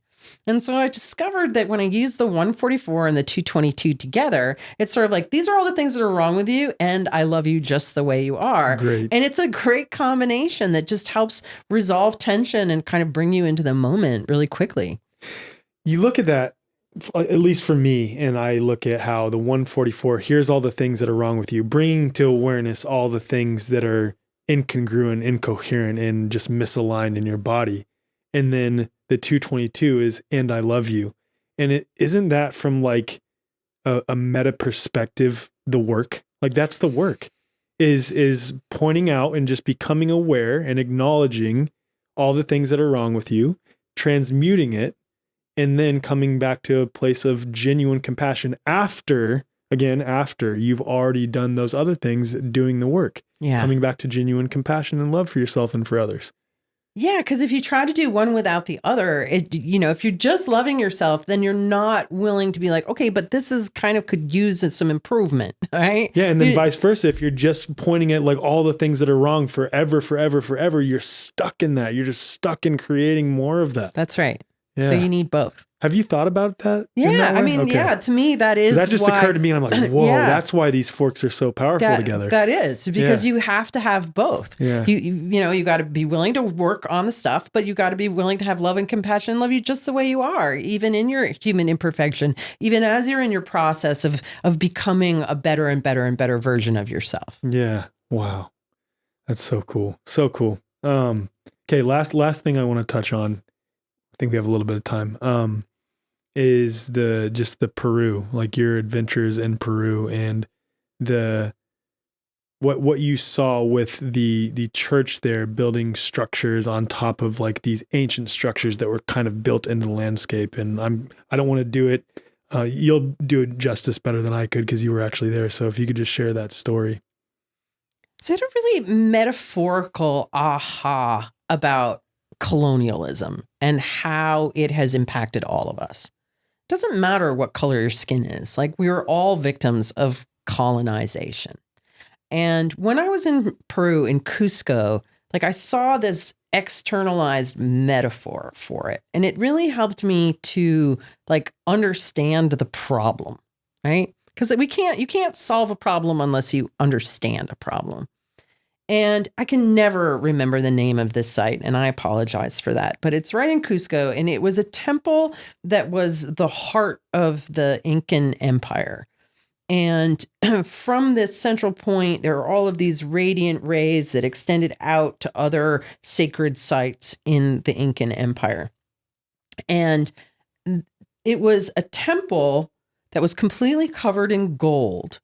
And the altar, like the Holy of Holies, like what was worshipped in this was the innocent light of the inner child, right? That radiate. Remember, we're talking about the solar plexus, like I radiate. It was that light and how it's a reflection of the sun and a reflection of God, and the essence of who we are really is, like how we were talking about being stars, like a star in the sky projecting into this avatar here on Earth. It's like an uninhibited connection to God. So it makes total sense to be worshiping that, because that is the energy that is representative of the connection point between us and the Creator.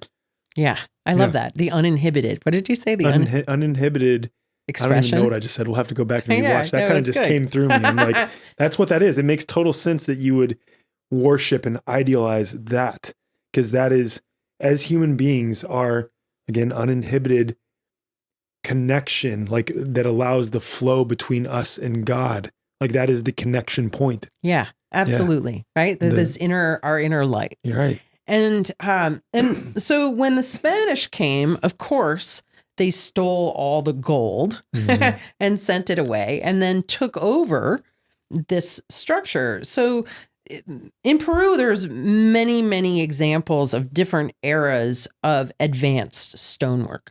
But the way that this particular temple was constructed at the site, you can actually see the inner workings of these walls and how they were built with trapezoidal window inserts and just ways so that if there was an earthquake and the earth started rolling, that this building would just kind of roll along with it, right? So it was built in accordance and understanding of natural law. Right.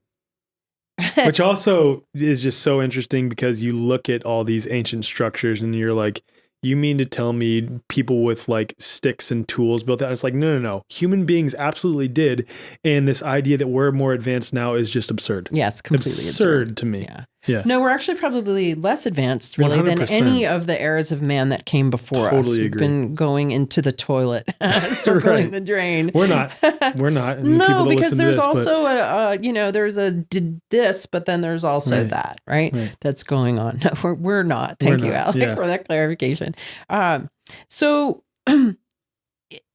currently, there in Cusco, this foundation that has withstood many earthquakes, been there for many, many years, was incorporated into the foundation of a Dominican basilica that was built on top of it, that has come down twice due to earthquakes. So this false edifice that sort of plunked itself, that stole the light and then plunked itself down on top of it, right? And Cusco being the heart chakra of the world.